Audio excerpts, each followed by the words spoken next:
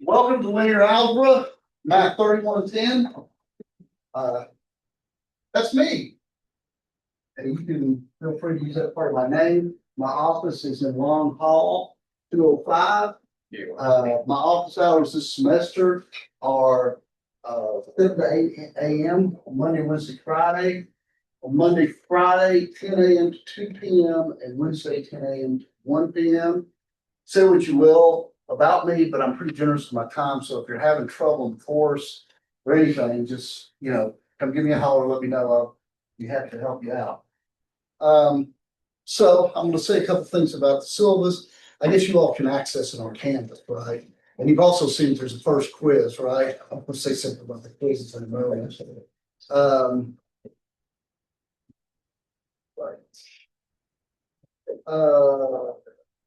Okay, so I'm going to explain the grading scheme to you in this age of AI. Your default grade, the way you're going to get your grade is 50% from your quizzes. You should expect 2 of these a week. Usually do, like, say, Tuesday and Friday, things like this. There will be take-home quizzes that you do on Canvas where you got to write it down and submit it. The quizzes will be hard. And they're not going to be easy. Some of them might be easier than those, but they're designed to be tough. And I'm going to tell the grader to be tough on you because this is like Rocky when you're chasing the greased chicken around. I'm getting you ready for the exams. And to make up for that, I will curve the quiz average around a pretty generous mean. So if you're doing an average in the class, you should be getting a quiz average of at least an 80, right? Irrespective of what it says on Canvas.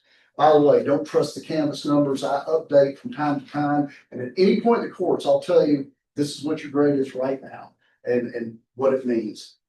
Anyway, the quizzes, expect 2 of them a week. They're going to be tough, but the average will be curved in a friendly way. 30% from your 3 midterm exams and the dates I've got written on the syllabus. And then the final exam is worth 20%.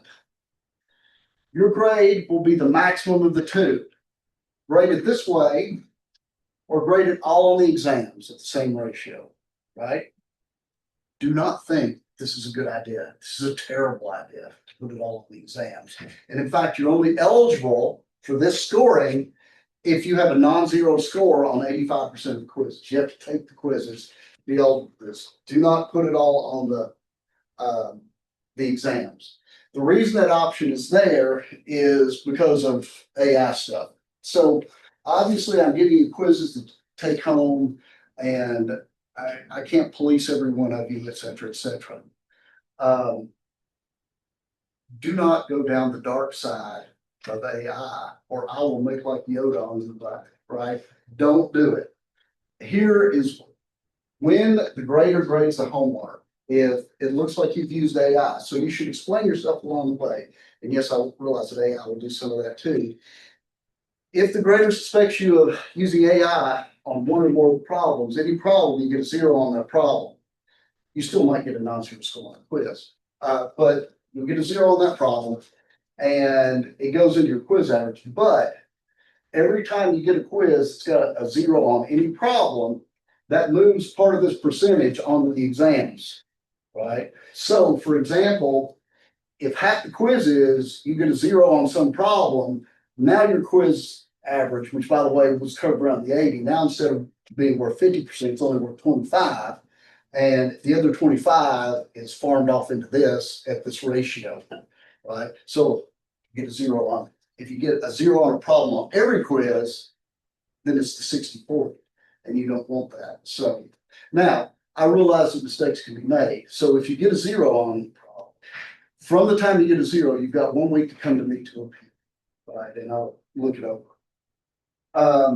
So does everybody understand how this works? It's explained in the syllabus too. What happens is if there's AI usage on any problem, it starts putting off percentages and putting it more and more on your exams.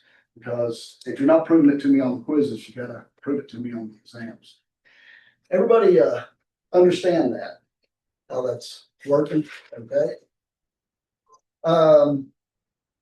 Like I said, I realized when I had to make this policy about the AI that it wouldn't be fair if somebody was doing really, really badly on the quizzes and would have done better with the exams. That's why this option's there. But I've taught this class many, many times and many, many other classes, and this never happens, right? I mean, it theoretically can, but it's not. So please take these quizzes seriously, because not only are they curved around fairly mean and help boost your grade up, but they get you in good shape for the exams, right? I want you to walk into the exam saying, boy, this is easier than the quizzes are. Okay. All right, exams, blah, blah, blah. Okay, so office hours, blah, blah, attendance policy. I don't take attendance.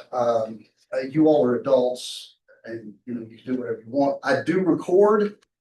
I do record the lectures. However, you got to be careful because it depends on technology. If we're in early class, if the technologies fail one day, then maybe they get recorded. I haven't had a lot of problems with this, but fair warning. I post these things on Canvas and on my YouTube page. The reason I record them is because when I was an undergraduate, I always felt like I took pretty good notes, and it got me away from being able to actually kind of participate in the class or pay attention the way I wanted to. So the recordings are kind of a backup for you, so that you don't have to take notes if you don't want to. But you do you kind of thing. I will be posting the lectures up on and also this is this is also Zoom. So if you're sick one day and you really didn't want to miss class, you can Zoom in as well.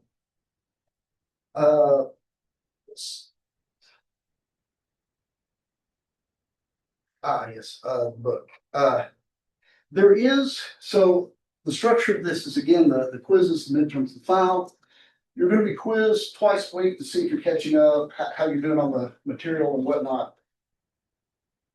There will be no formal homework taken up. However, you need to do problems. You can find them all over the place. If you've looked on the campus stuff, this is the book that I am following, Linear Algebra and Its Applications by Lele and McDonald. I put it up there as a recommended book because the fact of the matter is, it doesn't really matter that much what the edition is. In fact, you could get a completely different linear algebra book and just see what I'm doing and find the appropriate section in that. And I saw how much that cost online, and it almost made me vomit. So you all are clever undergraduates. There are cheaper ways to get this book too. If anybody has difficulty getting a hold of something, and it really what the book is for is just for a reference and also for problems in it. But again, you can find problems all over the place. Also, a great source of problems is if you look at my web page, which will be linked off the Canvas page. I've taught this course several times here, and everything that I've ever done is up there. All the old quizzes, all the old exams, the whole shebang. So that will give you a good source of problems as well. Okay, any questions on this? Course policies, anything? All right. Well, that being said, let's do some linear algebra. How many of you, so this is probably, how many of you are just taking Calc 2? Right? Anybody in Calc 3 or taking Calc 3? Yeah. So linear algebra is probably going to look a little bit different, right? Because it looks more discrete, the calculus, and you will see some calculus in it from time to time, mainly by example. But does anybody remember? You did lots of linear type things in calculus. Anybody remember doing linear approximations when you did things like Newton's method, or you did various linearizations, things like this? Why do you do linear approximations? Because lines are easy. Linear functions are easy. They just kind of slope up, and it's easy to predict where they go. They're not all wavy and crazy and stuff like some of the things you did in calculus. It turns out that in a lot of applications, many systems are linear, as a matter of fact. And even when they're not, using linear systems to approximate things that are more complicated is often very, very effective. And so in this, we're going to learn about linear algebra and some of the techniques and how to use it. So, uh, let's start with this definition.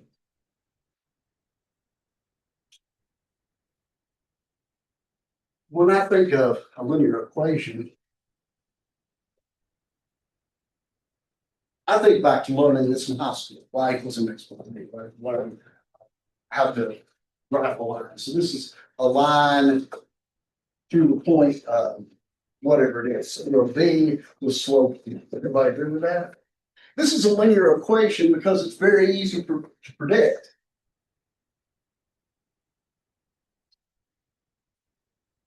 You give me an x, and it's very easy for me to figure out what the y is. Everybody agree with that?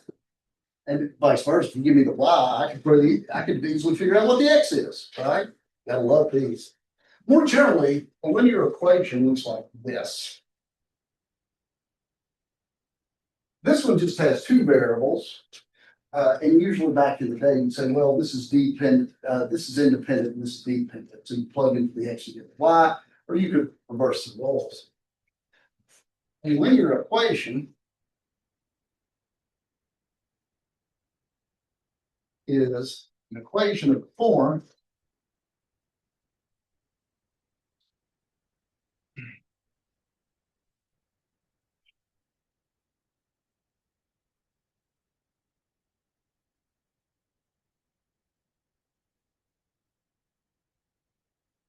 of this form here. And let me tell you what the players are.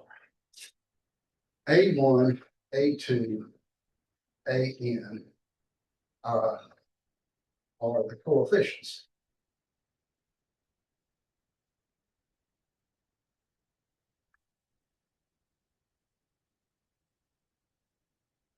And the coefficients are usually assumed to be in the real numbers. By the way, if y'all seen this notation for the real numbers, this is just like numbers on the real line, or sometimes in the complex numbers. We might do a little bit of that later. But actually, you may not know what a field is, but what we're going to do works over any field. And I might talk a little bit more about this later, but everything in linear algebra works over a more general audience. So these things, multiplying the xi's, are the coefficients. X1, X2, Xn are the variables. And B is a number. Again, in the reals or the complex, or maybe something more general. So this is just no sines, no cosines, no higher powers than one.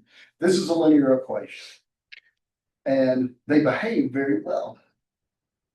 Now, let me give you an example. Let's look at something concrete here. You might have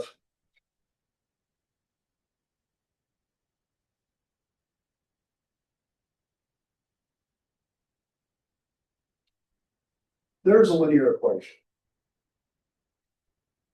Notice that if I input any two, if I tell you what the value for, if I just plug in something for x1 and x2, that's going to tell me what x3 is. Everybody agree with that? For example, if I plug in 0, 0 here, the next 3 is 6. If I plug in 1, 1 here, the next 3 is 3, and so forth, right? And this has a boatload of solutions, right? In fact, I just gave you some, right? In fact, it seems like, doesn't it, that I can just pick these two at random and then figure out what x3 is, right? I mean, anything I want.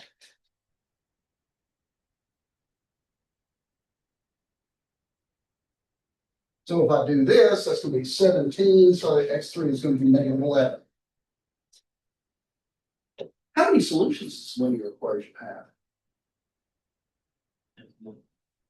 Certainly, it's got infinitely many, because I mean, I can just make any choice on that for x1 and x2, and it's going to tell me what x3 is. So there's a boatload of solutions here. I agree with that. I haven't really defined solutions. You guys seem to have folded in with a solution. It's just a set of numbers I can put in that balances the equation. Right?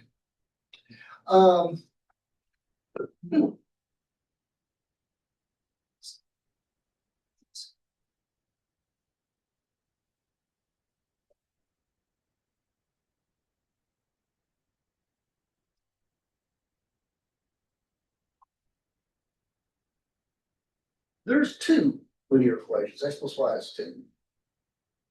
3x plus 3y is 7. Anybody give me a solution for that?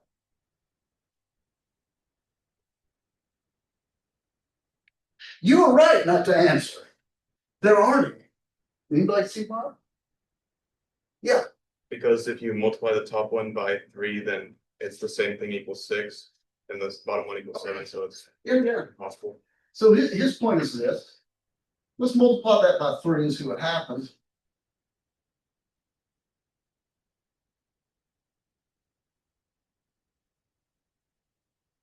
Right?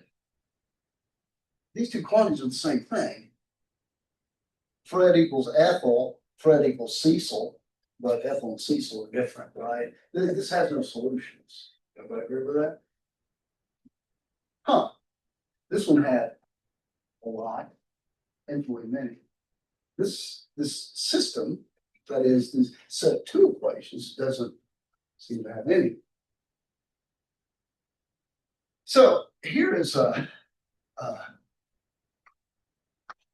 let me be more formal about what the system is.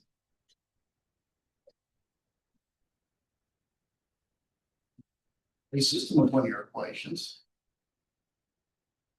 is a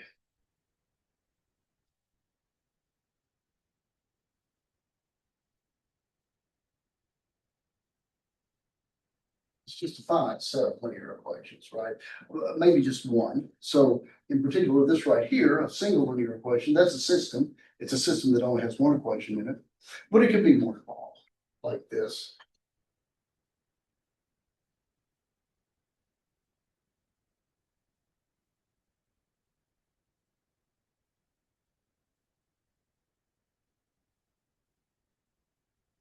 Oops. Right.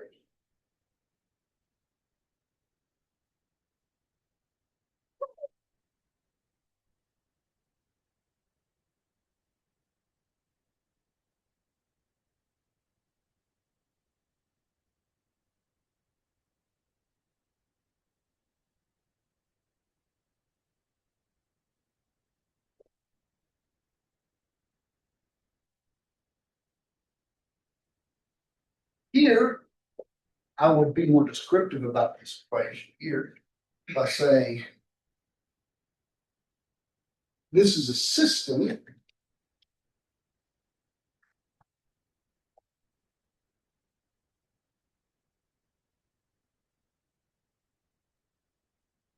of how many equations do I have here? I'm sorry. No. I'm stopping here. N, right?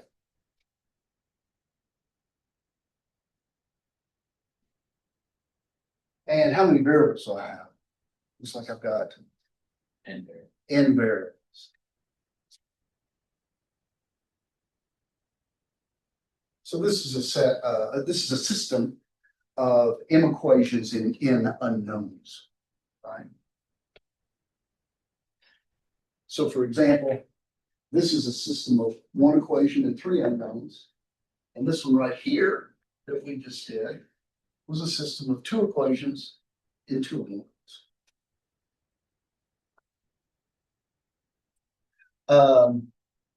Right. Definition. A solution to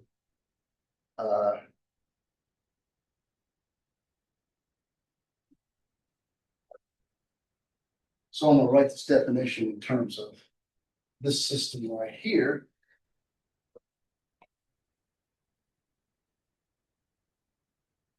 Is a collection of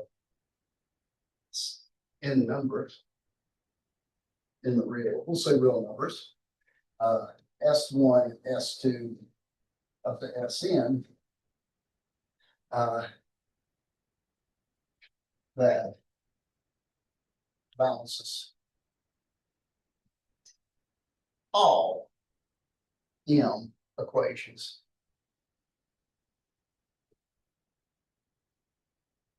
So a solution is just a set of numbers, S1 up to Sn. And when I plug these in to every single equation, it always works, right? Here, we had a lot of solutions. 0, 0, 6 solution. 1, 2, 3. I'm sorry. 1, 1, 3 solution. Right? This one right here, nothing worked.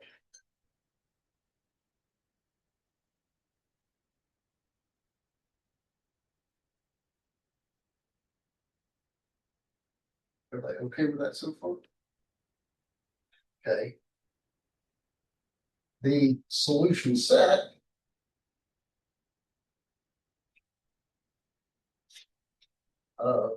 system. I don't think there's any big surprises with this definition. Here's the solution set of the system. It's just all the solutions.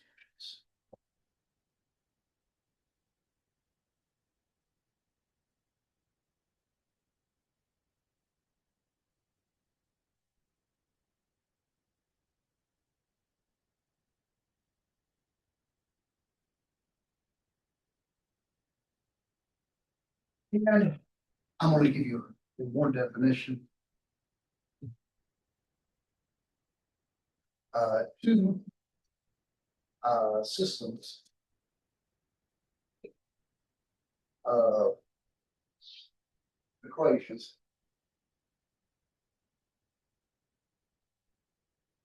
are equivalent.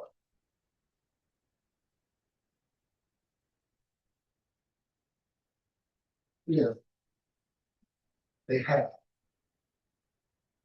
the same solution set.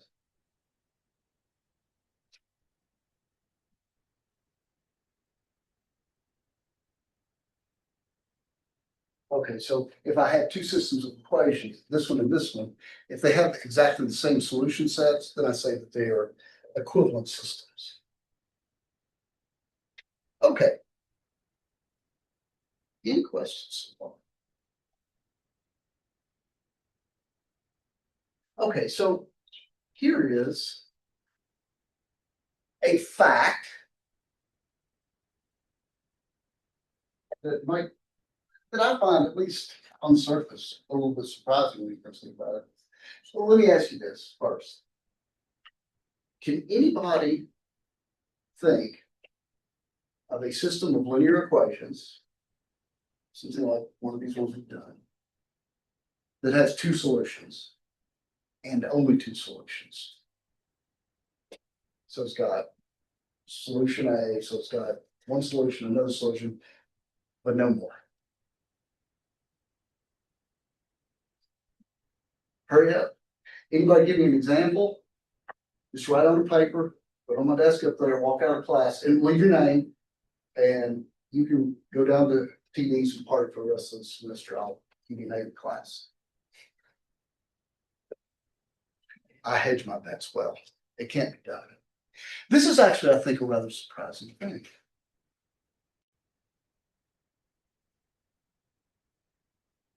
If we have a system of linear equations,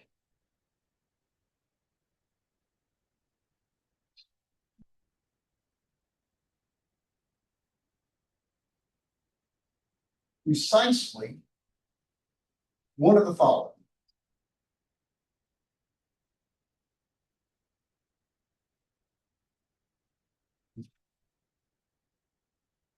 So one and only one of these things. So if I walk up to Young Street and give you a system of equations, one of these three things is going to happen. One, the system has no solution. We've seen an example where this happens. Number two, system has exactly one solution.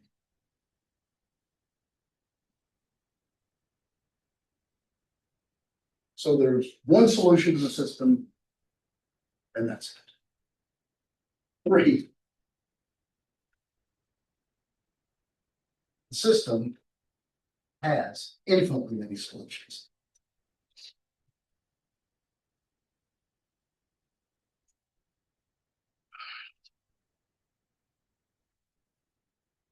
It's probably not too hard to realize that these cases can occur.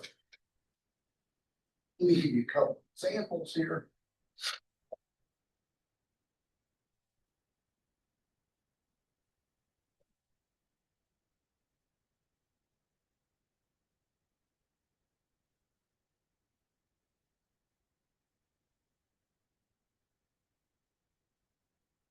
Here's a system of two equations. And I'm going to take this back to the old days of high school analytic geometry, whatever. This system has no solution. And you can see that because it's the same argument that for the left side on both of these are the same thing, but 0 and 1 are not equal to. What does this mean? Well, this thing right here, basically you can graph it as line y equals x. And this one right here is y equals x plus 1. And that's supposed to be parallel, although I didn't do a very good job. But those two lines, if you assume they're parallel, will never meet. That's essentially. Now, all I got to do is tweak the slope a little bit, right? And I get a solution.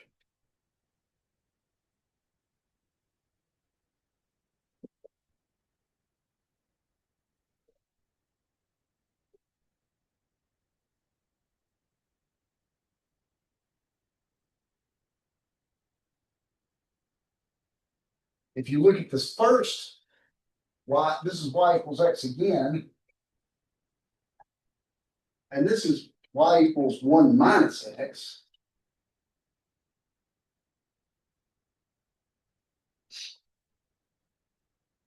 And how many places do these two lines meet? In one, right?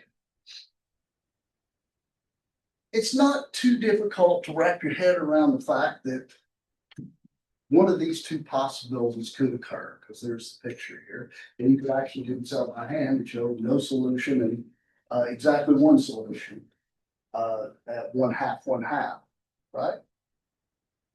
But then we jump from 1 to infinity, right?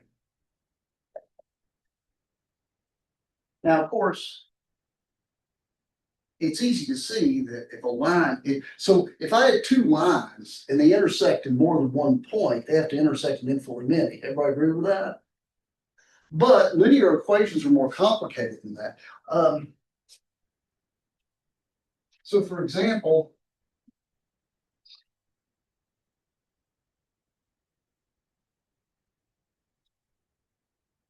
will everybody agree that that's a line?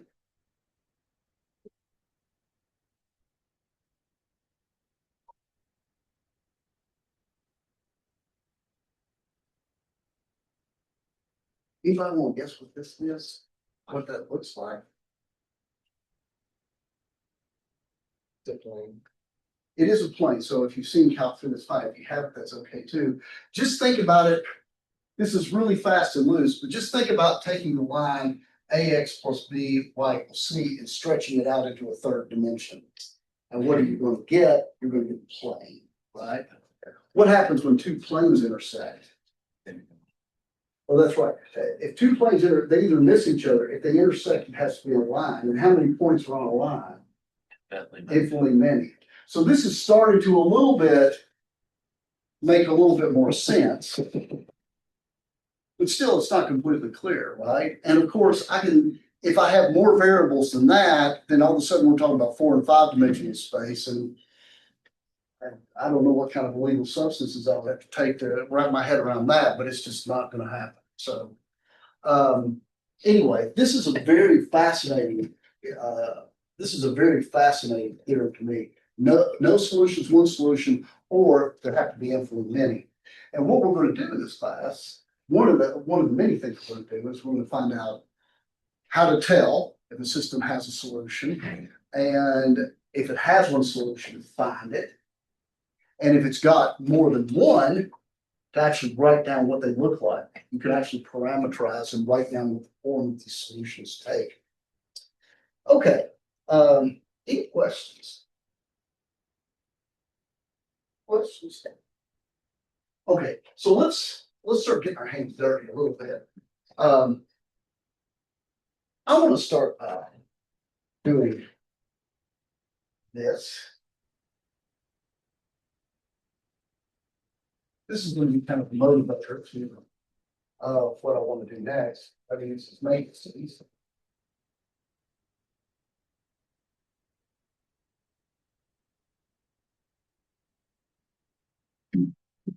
Uh, I can tell immediately this has one and only one solution. Can somebody tell me how I know that it's got one and only one solution? Is there a way that you can kind of look at this?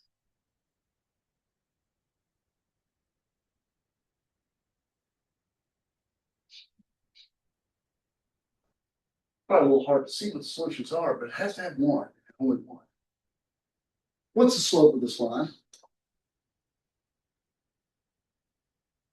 -5/3. It's -5/3. Everybody agree with that? If you solve for it, it'd be -5/3. What's the slope of the other line?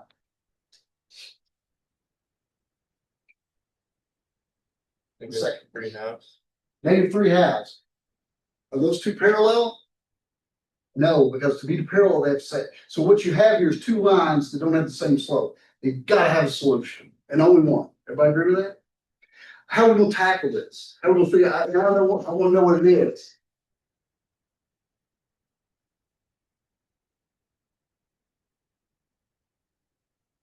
Who hates fractions?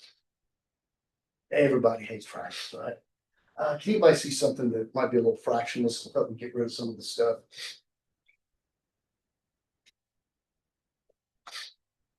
Let me take the first step. I'm going to multiply this by 3. And I'm going to get 15x plus 9y equals 21. What move might I make with the second equation? Multiply by 2. Was that? Multiply by 2. Well, I could do that, and that would solve for the y, and then I could put the y back in there. But remember, I'm a total. I went to school in Tennessee, right? They did teach fractions. I can't really do it. So, what's something else that I can do here? Yes, You could multiply by 5. I can multiply. Let me do -5, right? Multiply this by -5, and I get minus 15x minus 10y equals 15. Okay, what was the point of all this? It looks like it made it worse, right? It started with small numbers, I've got bigger. But there's something that really helps me out here. You can add them together and the x can. Great. Y'all remember doing that in high school, adding the equations together? If this equation is true, then you can certainly add them, right? And what am I going to be left with here on the left side? -y. -y. And how about on the right? What's at 36? So all of a sudden I get y equals 36. And how does that make my life better? Well, now both of these equations, I mean, I know what y is, and so this is called back substituting. Once I have my answer here, I'm good to go. So I'm going to shove that 36 back in for y. You might have missed a negative sign. Yeah, I better do -36 or it's not going to work. Correct, there should be a negative sign there. Yeah, thank you for saving my butt there. 5x minus 108 is 7. 5x equals 115. X is 23. Everybody see how we did that? Yes, and another way that you might have seen, like back when you first did this, is a very common thing to do would be to divide this one by 2 because it seems easiest. And now you've got y is equal to -3/2 x minus 3/2, and then you put that in here, and you get fractions, but it works out, right? But this was maybe a little bit easier. Okay. Now, what if we got, I wanna do a more sophisticated one.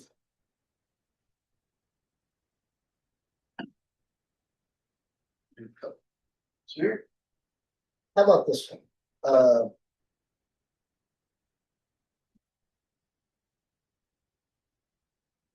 I want to solve.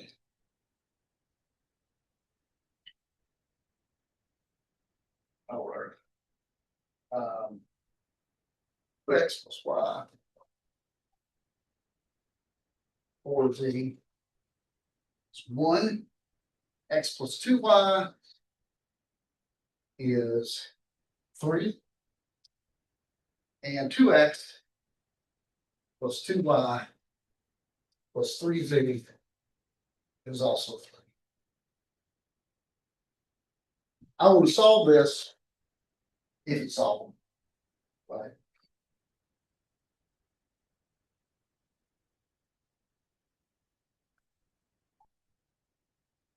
Is this system consistent? And what does consistent mean? Consistent means as some solution. So consistent means it's just not the first case. It's either got one solution, it's got infinitely many solutions, but it's got at least one. If so, find solution. Okay, this worked out very well for us, I think, with two variables, right? But you can see how this is quickly going to get clunky. So I'm going to, first thing I'm going to do is I'm going to encode this into what I call an augmented matrix.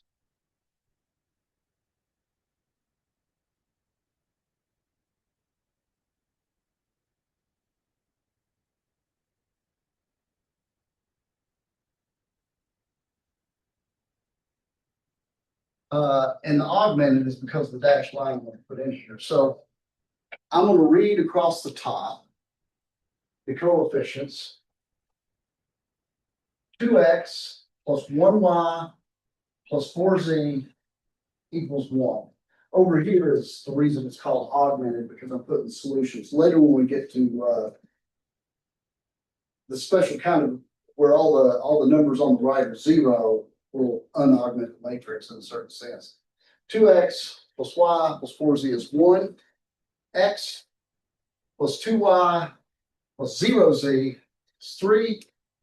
And 2x, 2y, 3z is 3. I've saved myself the trouble of writing variables and equal signs and all this, and this is usually much easier to manipulate. All right. And here are my row operations.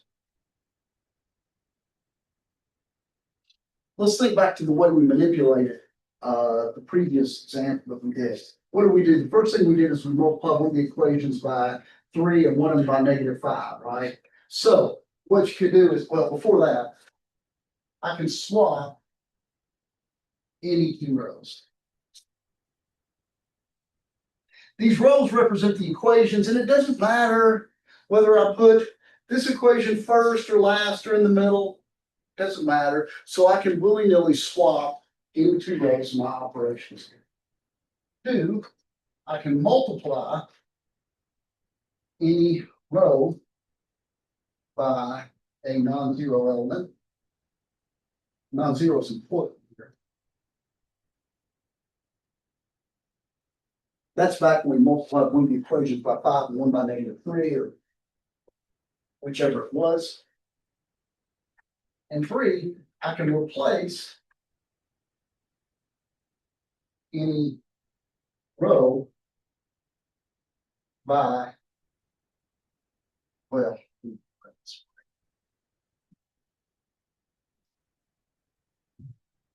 well,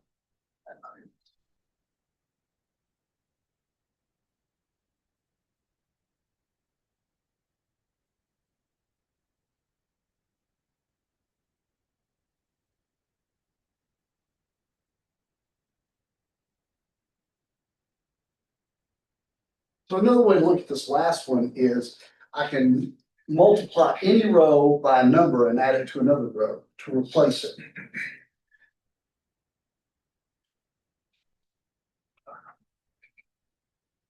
And in the last one, that multiple can't even be zero, but I wouldn't do it because it doesn't change anything. Okay, so let's work our way through this.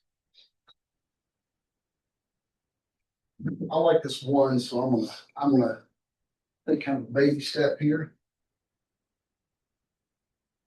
I'm gonna put the middle row on top. And 1, 4, 1, 2, 2, 3.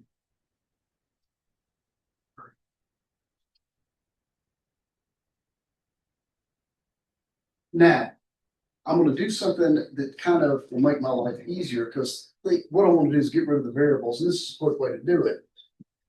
I'm gonna take this one and I'm gonna use it to kill everything in this column, right? So in my next step, I'm gonna have the same top row. I'm gonna multiply by -2 and add it to this row. So that's gonna give me a 0, and that's the whole point. -2 times 4, -2 times 2 is -4, plus 1 is -3.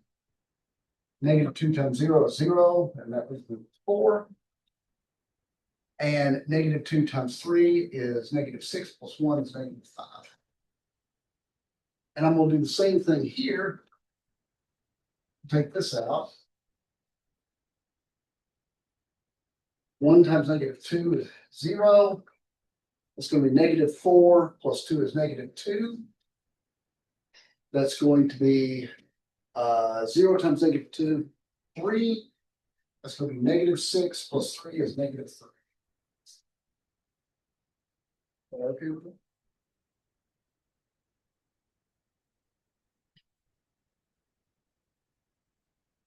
All right. Just so under normal circumstances here, I think I use fractions, but what I'm going to do, just to kind of practice this a little bit, is now I'm going to multiply this row by -2 and add it here.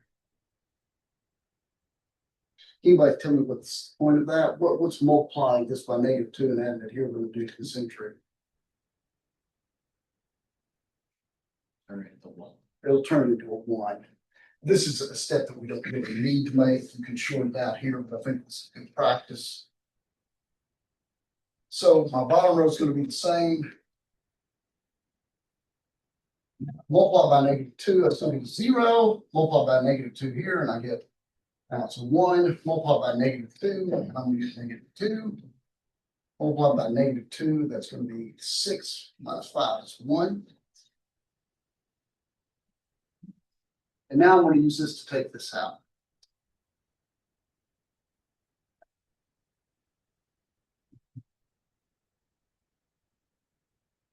Zero, 1, 2, 1.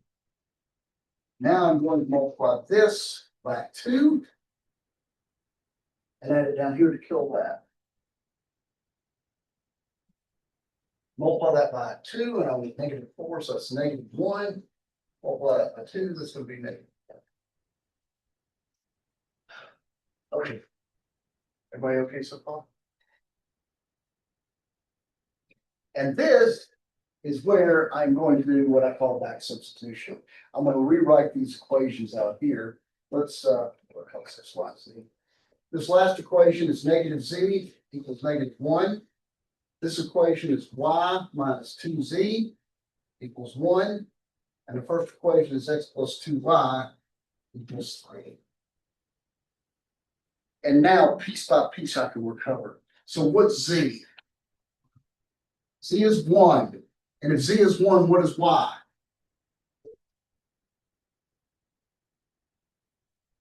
3. And if y is 3, then x is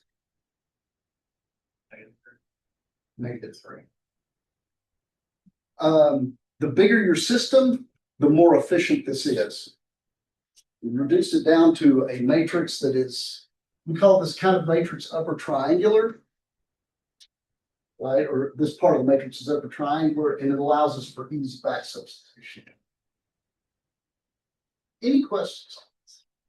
Everybody see how we change the linear equations into a matrix form and out there?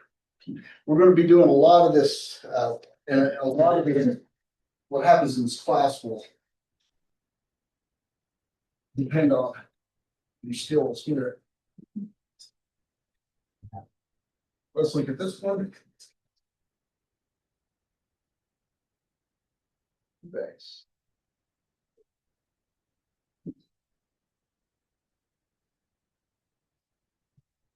Okay. Let's translate this to a matrix. 1, 1, 1, 1, 0, 1, minus 1, 2, 2, 3, 1, 5. Everybody okay with that? Everybody see the translation? Okay, what's a good first chess move here, you think? I've already got a 0 here, that's convenient, right? So if I want to work down the stair step, how about using this to figure this out? Am I okay with that? So let's multiply this by -2 and add to the bottom, see what we get. So my top 2 rows will be the same. 1, 1, 1, 1. 0, 1, minus 1, 2. Now, when I multiply that top row by -2 and add to the bottom, I get 0, 1, -1, and 3, don't I? Everybody okay with it? Oh, look how much alike these look, right? So it makes sense. Maybe I want to multiply this by -1 and add to the bottom. In that instance, I get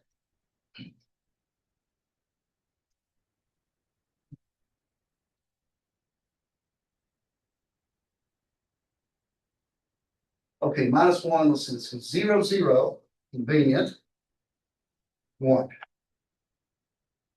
Now, can somebody come to a conclusion about this for me?